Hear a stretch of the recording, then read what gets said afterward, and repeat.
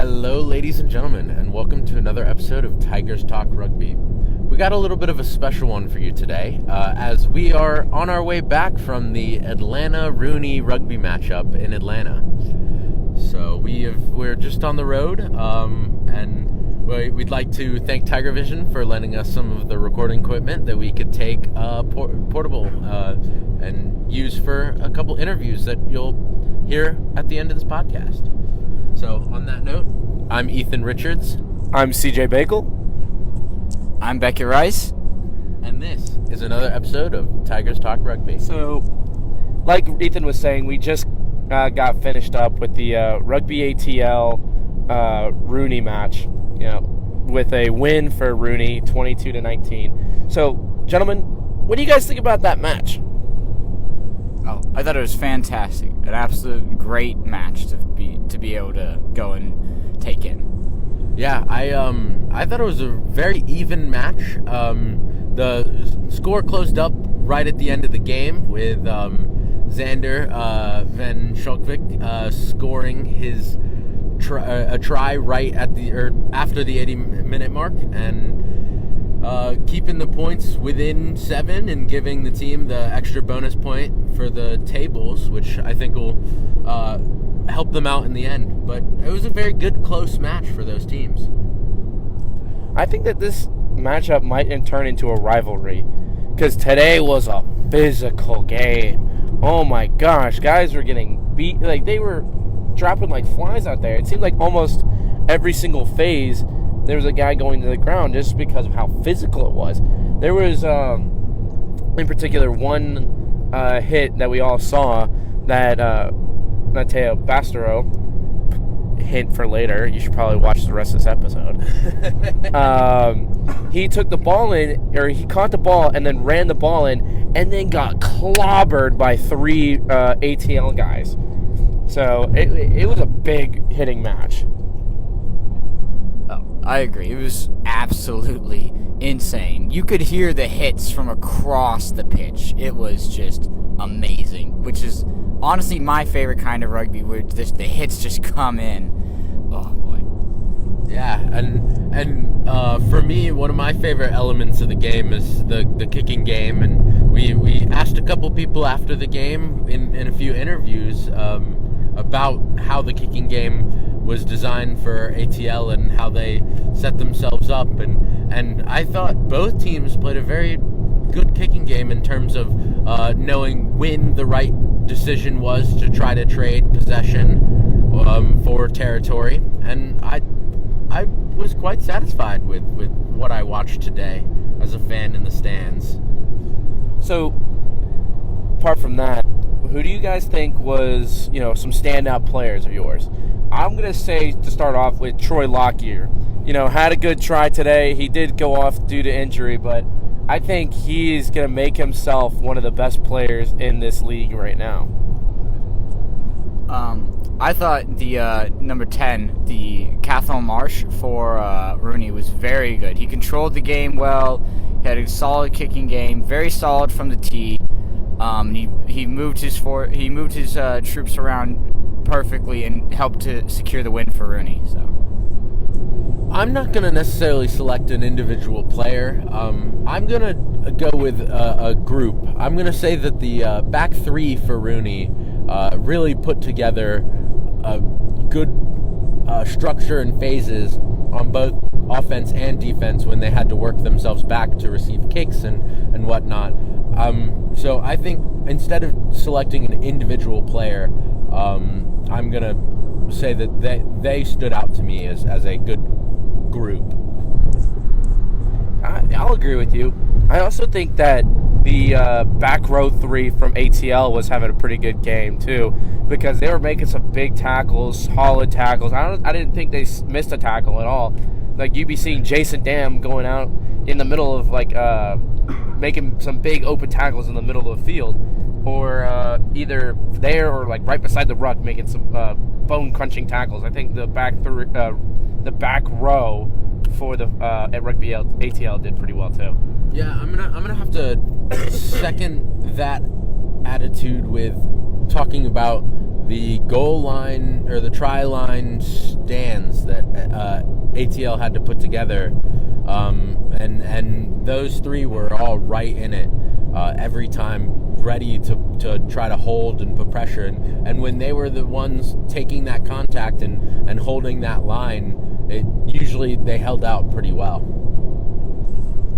And then you got to say something about Duncan as well. Duncan and Xander, both of them are definitely crucial players for this team. You could see it that Duncan was able to, get the ball out of the rucks and just spin it. He's able to spin it and give it out to Kurt Coleman and have Kurt Coleman do some magic. Because he's a pretty good 10. I think he's probably one of the more underrated 10s in this league. And he can really put a shot on someone. He had a very nice hit over on the sideline during the game. Yeah. Although we do have to talk about the fact that these players were playing pretty good games, but the outcome wasn't in their favor. So clearly they have stuff that they're working on and need to work on. What for each of you? What did you feel that Rooney did to edge out ATL, and what did ATL kind of slump on this week? Some of the things that ATL could have kind of slumped out on a little bit was finishing, because there was that one breakaway that Harley Wheeler had. Then it went over the ball, or then he had a ruck, and then ball got out to Kurt Coleman, and Kurt Coleman tried to offload it, but then instead of offloading to Xander, it just kind of flew out into the sideline. So I think they needed to finish when they were within their own 22 a couple more times. But on the flip side, their offloading was very, very good. And then Rooney's back three, you mentioned it before, that they were receiving kicks and then just plowing them. They were trading possession for territory and making sure that they were gaining that territory. That was pretty good spectacle to watch. I would have to say Atlanta's pack is a very strong unit. Their scrums are very good, but their line out was a little shoddy today. They had some overthrows. It appeared a bit of a miscommunication sort of at times on the line out.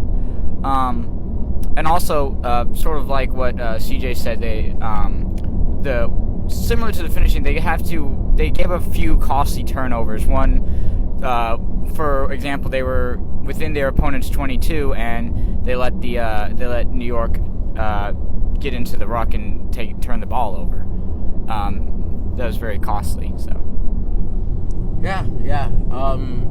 For me, I think where Rooney excelled was mauls.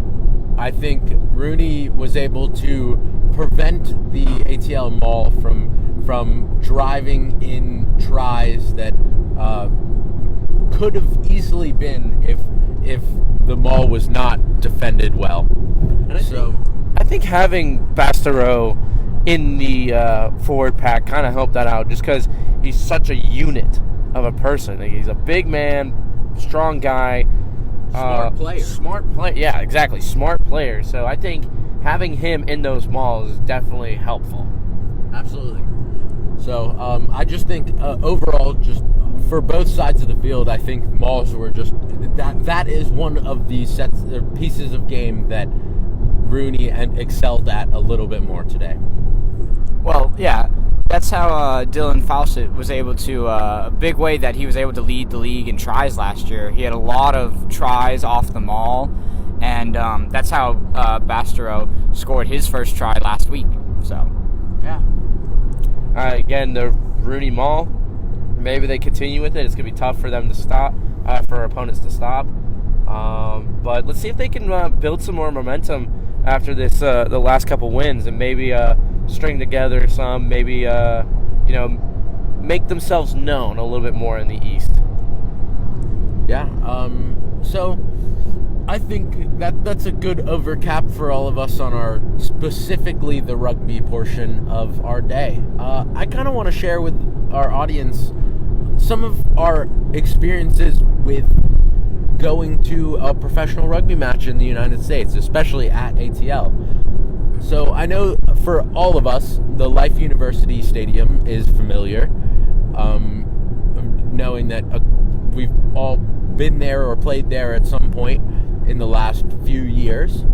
And that was the first time I had been there where they had added in more seating. And all of the seating was pretty full. So I thought it was a great atmosphere. Yeah, the fans were fantastic. The food was good. The field looked great. The 3 Fs. So I was pleasantly surprised. So I've been to other MLR matches in the past, and it's kind of like you have a bunch of basically a crowd of people who, oh yeah, I used to play rugby once. Oh yeah, I kind of know what rugby is. And they're kind of just there to kind of, watch the match, be like, oh, yeah, I know what's going on. No, this one was like they had a fan base. Like, people were screaming and shouting. They were chirping from the stands. There was a lot of chanting going on. It felt like a true, sports town, team. It didn't matter if you played rugby, if you didn't play rugby, if your, boyfriend was a rugby player, your girlfriend was a rugby player, It's like everybody was there to watch that team beat them. I think unluckily they didn't, but that was amazing.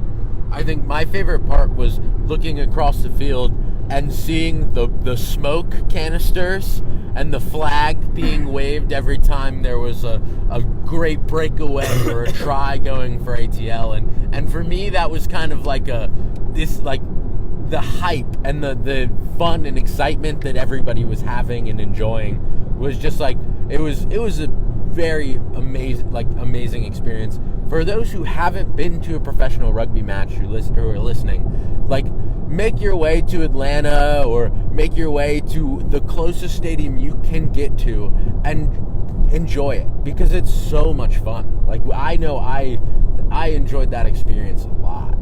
Yeah, I thought it was great. This is the second time I've gotten to go to a Rugby ATL game. I was able to go to their season opener where they got a nice come-from-behind win against Utah, and the atmosphere was fantastic.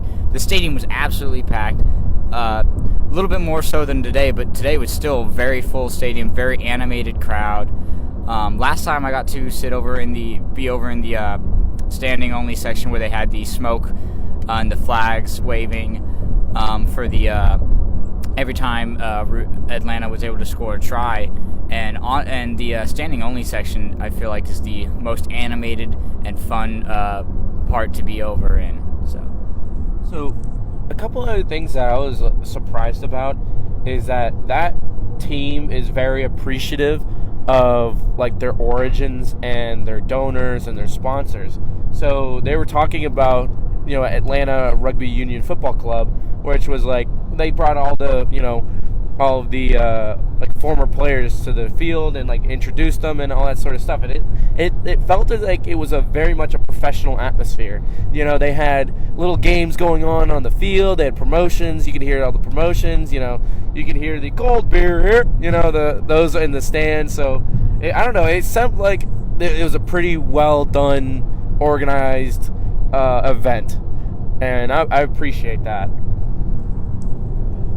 Yeah, when going to that game, I really wasn't sure what I was expecting, but it had this nice relaxed, enjoyable, but still sophisticated and professional feel. And for me, that's exactly what I was hoping to be entertained with, and I know I got that. And so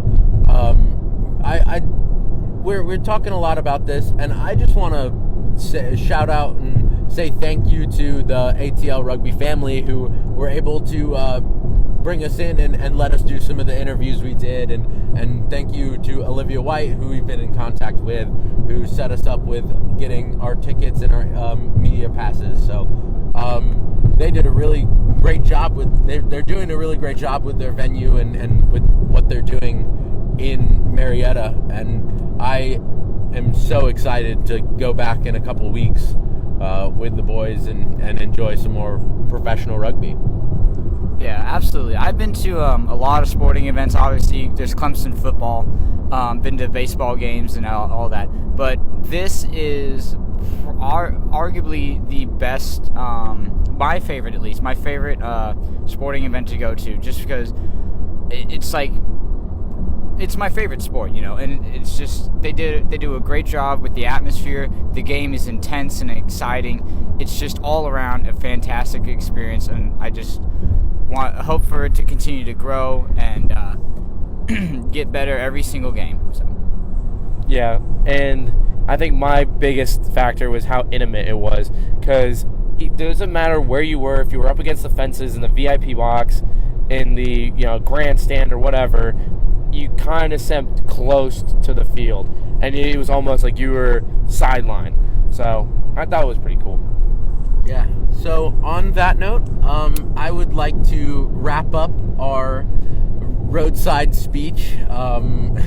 Since we're on our way home, I'll throw it over to the interviews that we did on the field with our own alumni, Jason Dahm,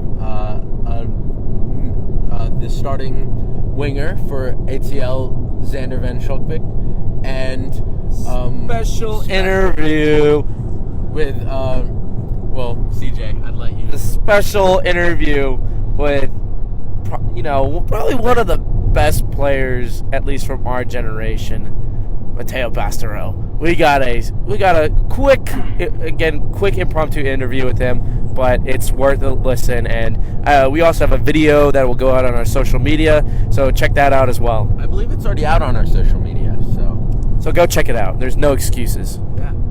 So on that note, we're gonna go ahead and sign off. So I'm Ethan Richards. I'm CJ Bakel. And I'm Beckett Rice. And this was another episode of Tigers Talk Rugby. Go watch some rugby, everybody. Hey everybody, it's Ethan Richards with Tigers Talk Rugby. We've got Jason Dahm here. He did an interview with us earlier at the Clemson homecoming event, and so we're getting back into touch with him at the post-game interview with the ATL Rugby Rooney match that had just occurred. Unfortunately, not the outcome they were looking for, but again, it's the first year for the program. So how is the developing culture and that impacted the beginning of the season and brought the early two successes and kind of made its way into this game?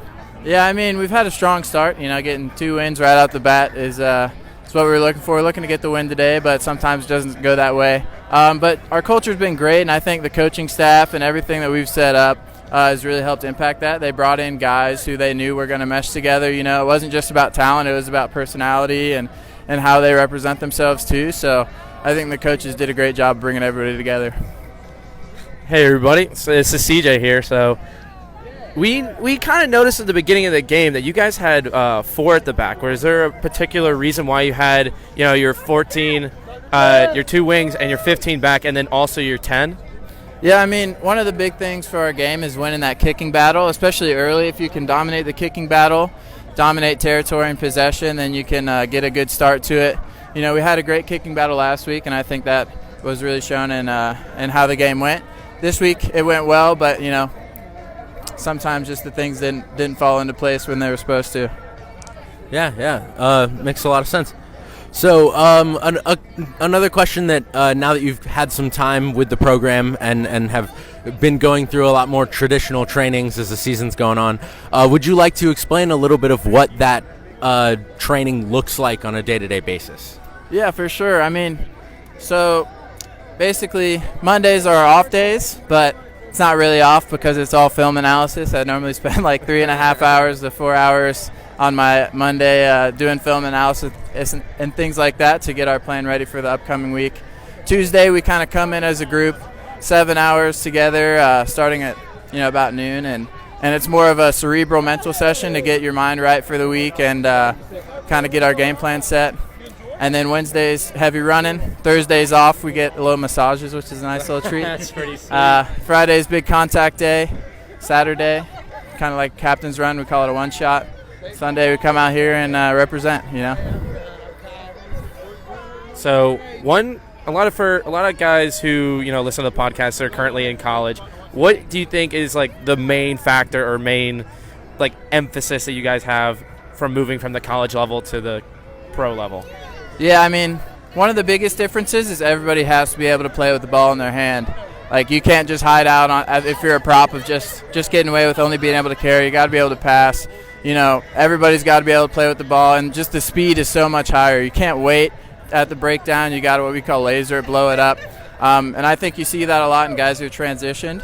You know, maybe it takes a couple games or a couple sessions to kind of get used to that tempo of the professional level. Well, that's fantastic. Yeah, thank you very much for interviewing with us. Yeah. Yeah, thank you. Glad y'all came out here. Hello, everybody. With us, we have Xander van Skolkwijk. He is the starting 14 for ATL Rugby. He had a great end to that game with a try. Unfortunately, didn't quite put the team in the scoring above what you'd be looking for, but it still brought in the bonus point. So, no, it definitely did. A tough game. Unfortunately, we couldn't bring it in, but like you said, it was a tough game, close game. They were a good team, so we'll give it to them. They did a good job. yeah, awesome. So, one of the big things about being at ATL, and obviously you played here at Life, which is where the stadium now that you play professionally at. What was that change? Obviously, you took a few years where you weren't playing at the collegiate level anymore, but now coming into the professional scene, what do you recommend for other players who are at the collegiate level? What are those changes and steps that they need to make to reach this level? So I would say listen to your coaches first of all. They do know what they're talking about, especially if you're playing for one of the top college teams in America. But other than that, it's honestly the little things that you do in practice, the little things that people don't work on, but you go and work in and out on it. That makes a big difference in the game. And when it comes down to it, that's how you end up showcasing yourself and getting signed to one of the pro teams. So I would just say keep grinding, keep going, but make sure you do the little things right. If you do those right, you better your chances.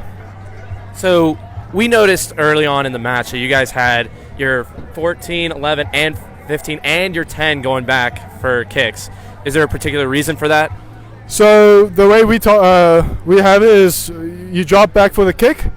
We drop all four back as soon as we can. That way when the kicker kicks, two chase. That way you put on a good chase line and a fast chase line to contest for the ball. And then you still have two back. So our 11, 10, 14, 15, and our centers, but mostly those guys are like our good kickers on the team. So it's a good idea to put them back to win the kicking battle. And so it's a strategy on making sure you cover the backfield while putting pressure on them going forward. So you have a tough matchup this upcoming week. Have you guys started preparing for them at all, or that's probably like a tomorrow thing? You get tonight off. Tomorrow the work starts back. Our coaching staff and our entire program and all the coaches involved, they do a great job of making sure everything is planned ahead. They've already done all the filming for it. So it's just up to us now to take whatever they give us, come up with a game plan, and then let's go execute. Perfect. Yeah, awesome. Thank you very much for joining us. No, thank you, boys. Matteo Bassero. So, what is harder, the transition from coming from France to America, or being moved from the back line to the forwards?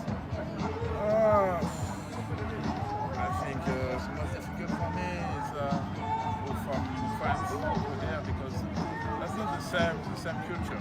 Yeah. And that's not the same. It's not the same rugby, the same things. But I'm happy to be here because I enjoy to play with young Yeah, that's and today it was a good game.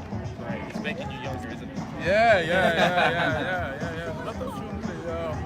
They have a lot of energy. They want to play every ball. So sometimes I have to slow down because I'm old. So you have to wait for me. Thank you so much. And this is amazing.